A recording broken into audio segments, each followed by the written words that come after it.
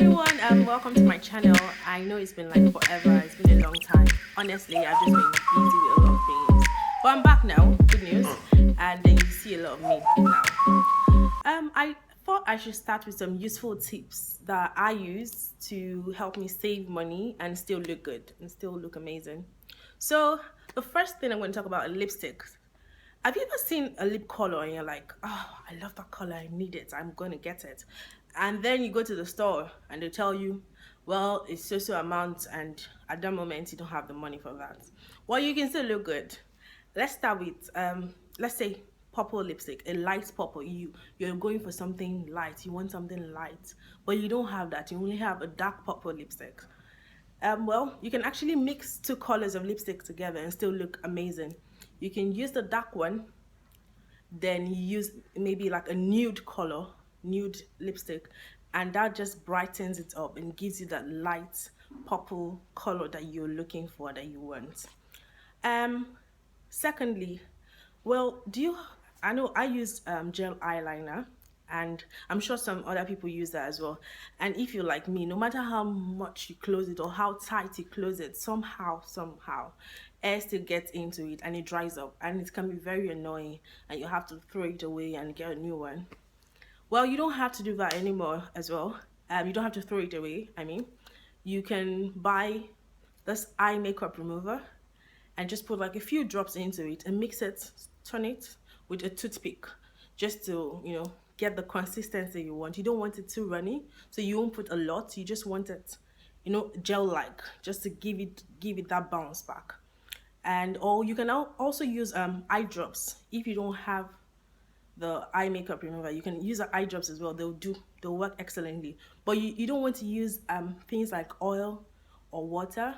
Well, the oil is not exactly a bad idea. It's just that if you don't use the right kind of oil, it might tend to irritate your eye, because we're using it on our eye, and our eye is quite a delicate area. You don't want anything that would give you irritations or infections and stuff like that. So I recommend using products that are for the eyes, like the eye drops and the eye makeup remover. Then you're sure you don't get any irritation.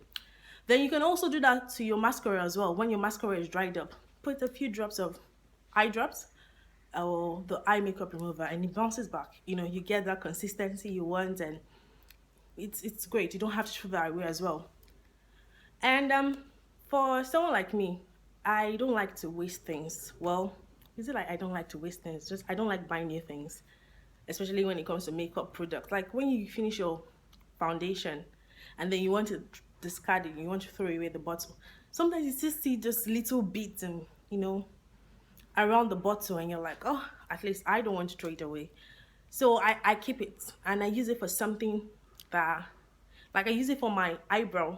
I used to highlight my eyebrow. That way I save some money. You can call me cheap, but I like doing it because I don't like spending money. So I save some money. I use it for the top part of my eyebrow just to highlight it. So I use the concealer just for the bottom. It gives me that natural look when I use my foundation for the top part. I don't, you don't have that bright halo on top there. So you don't have to discard your foundation bottles if there's still some bits around. And then, so recently, this was like 2 weeks ago, a friend of mine bought, no, actually my sister, not a friend, bought foundation for me, but it was actually like lighter than my color. And I was like, oh, I still have to go buy another one. But I realized that if you buy foundation that, let's say, is a shade higher than what you would normally use, you can actually complement it by buying a powder that is a shade darker. So when you want to go buy your powder, you don't buy your exact shade. You buy something that is slightly darker, like a shade darker, just to, balance it out. So you won't be looking too white, and you don't have to throw away the foundation or just leave it, just lying down in your room somewhere. And you can also do that for your, what's it called, your powder as well. If you get a powder that is too dark or it's too light, you can get a foundation that is the opposite of that. So it just balances and, gives you that flawless look. No one will even know that you had an issue earlier.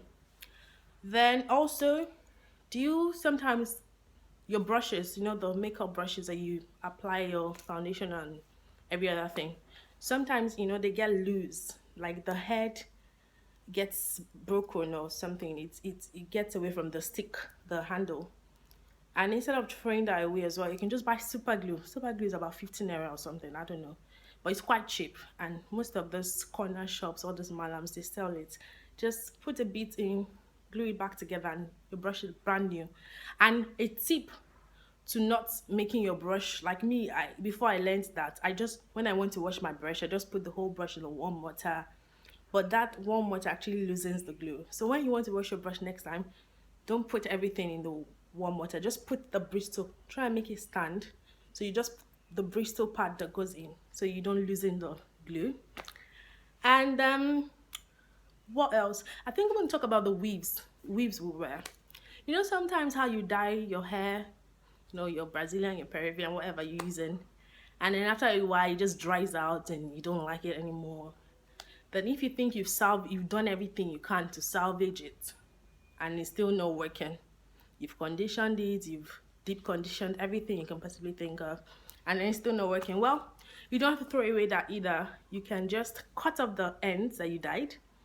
Let's assume you just dyed the tips, just cut it off, and then you can do a bob. You can do a bob with the remaining part that is left, or you can do your short hair like mine. I actually like my hair and I'm feeling myself today.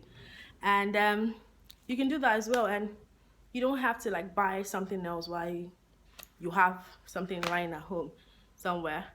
I'm going to give you this last tip. I'm not sure a lot of people would like the consistency of this, but just in case, you know, sometimes it comes out right. It doesn't always come out right for me, but I'm just going to give you this last tip anyway.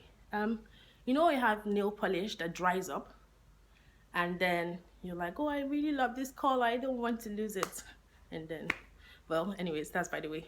You can just put a few drops of nail polish remover into that and mix it up and shake it, and you get the consistency you're looking for again. It comes back to life. It doesn't always work, especially if the nail polish is far gone. If it's like really, really gone, it probably won't work. But if it's still, you know, if it's still maybe just slightly thicker than usual, you can just add a few drops. Or better still, you can add the transparent, what's it called now? What you put on your nails before applying the nail polish itself. You can just put that on top. So you can just mix that into the bottle, rather. Just a little, not so much. And that will loosen it up again, and it's easier to apply. Well, that's the end of the video for today.